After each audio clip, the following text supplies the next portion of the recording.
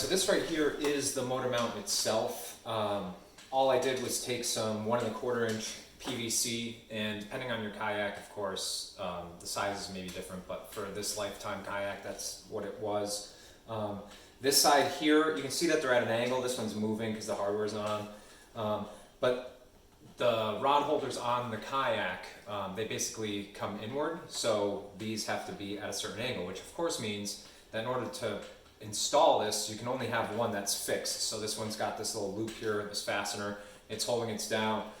This one I take off, put this side in, and then put this side on, which I'll show you in a minute. And of course, because this is going into the rod holders, you know, I just bought a couple of these very inexpensive, I think they're like $4 at Cabela's, rod holders, and modify them with a couple of screw holes and add them to the piece of wood here.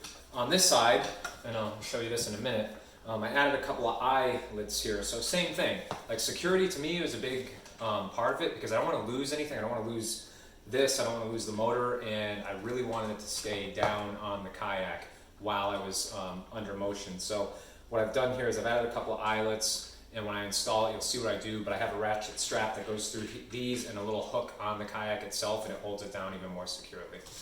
Now I'm going to install the motor mount. So all it is, like I said, this side is fixed here, so that side always goes in first, and it just slides in like this. Boom. On here, you see, I'm basically using just 3/8 inch or whatever size you want hardware. I got this at Lowe's. A little on the other end of it, all I'm using is a big washer, a lock washer, and a nut, and that's it. So once you've got this down, and you can see that it's actually on the kayak itself, take this second side, I slide this in, I put this through the wood, and I run it through the PVC pipe itself, like that. And then I take the hardware, and all I do is I put it on here, and I've never done more than finger tight, and it's worked fine. But I put that on just like that. And right now it's, you know, it's on, and you can see it's solid. The motor is going to go on this end right here, but first what I'm going to do is I'm going to put the strap on the other side. So I've got the seat here, and first thing I'm going to do is I'm going to install the seat. And what this does is, on the back side of this seat here, which by the way, this thing is amazing, you can sit in this thing for hours, and I've never felt tired. I've no fatigue from sitting in it or anything else. There's a strap, and it basically goes through a loop right under here, but instead of using that strap, because its purpose is solely to keep the seat on if the kayak flips, I'm going to run my ratchet strap through these two loops and through that over the top of the seat, and then I'm going to tighten it down, and this is going to be in solid, and that seat's never going anywhere, and also this is going to be held on if it ever flips over as well. So the seat's up, I'm going to set that down, and I went to Harbor Freight. I don't know, I spent a few bucks again on another ratchet strap, and I cut it so that was just one set length. I've got the two hooks here, and I'm going to run one hook through that eyelet. That hook has nothing on the other end. I'm going over the seat and through the little ring there, and I'm bringing it back up, and then I'm going to take this end with the ratchet itself, and I'm going to hook it to the same eyelet as the other one.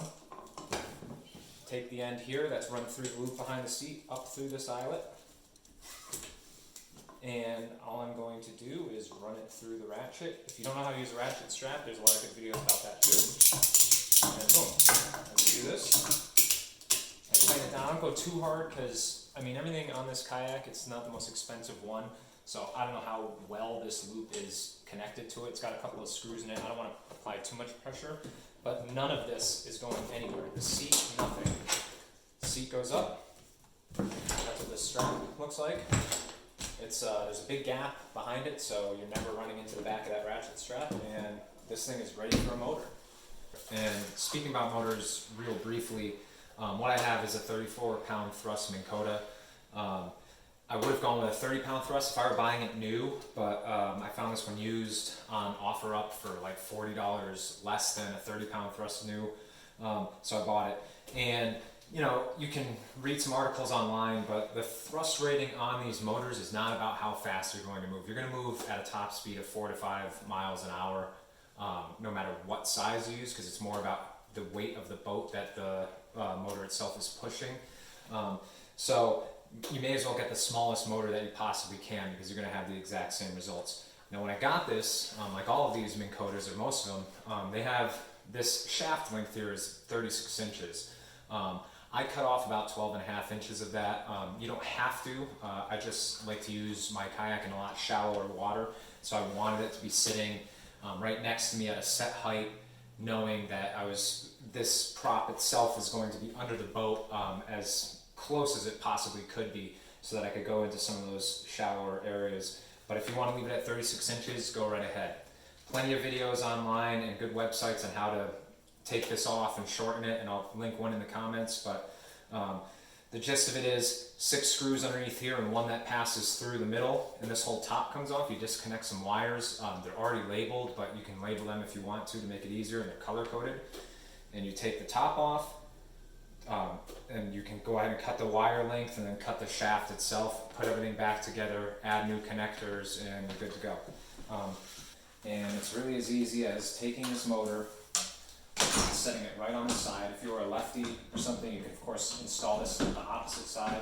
But you tighten down the screws here, or the bolts.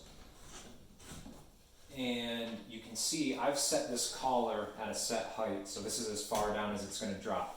With this prop perfectly vertical, it'll rotate in and underneath the kayak and not hit it. It'll have like an inch or two of clearance.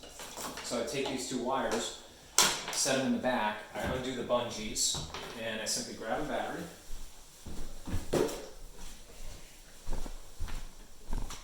It goes in the back like this. Hook those 2 wires up, put the cover on it, and you're good to float.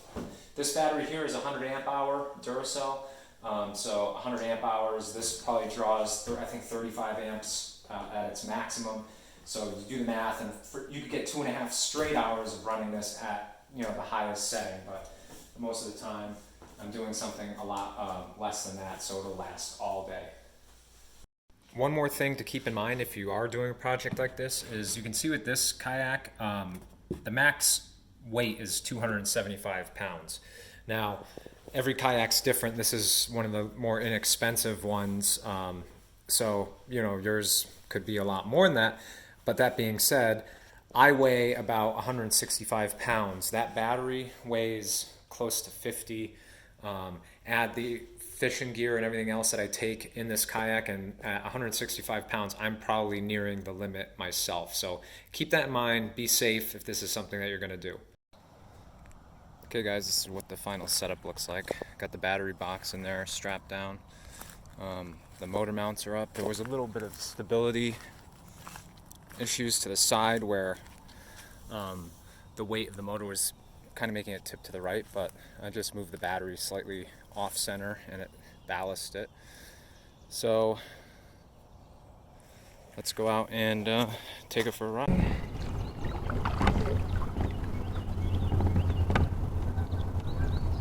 And we're off.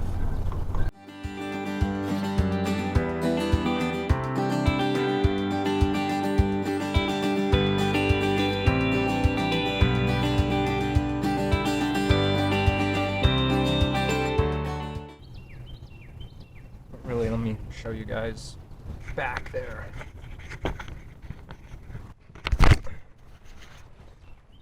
So you can see in the back, it's a little bit low. Spin you around to this side. But you can see towards the back, it's a little bit low. But it's not underwater, so I'll keep an eye on it, and depending on how the rest of today goes, when I come back, I'll see if it's filled with water, see if my sweatshirt back there is all soaked or something. But so far, it's working out pretty well. But what I'm going to do now is, I got the GPS going, and what I'm going to do is I'm going to see how fast it goes, basically top speed here in some still water.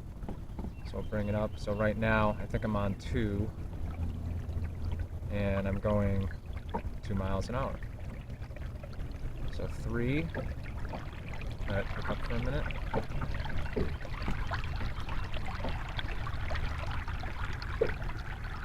We're up to, you know, basically 3 miles an hour, 2.95 miles an hour.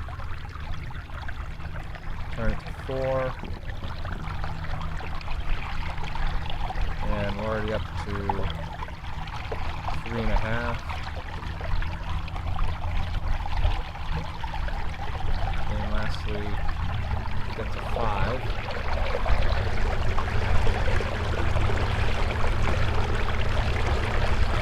Yeah, that's moving. Okay, that's 4.12. So basically, you know, 4 and a 10th mile an hour, 4.12, 13 is about the fastest I've seen it go.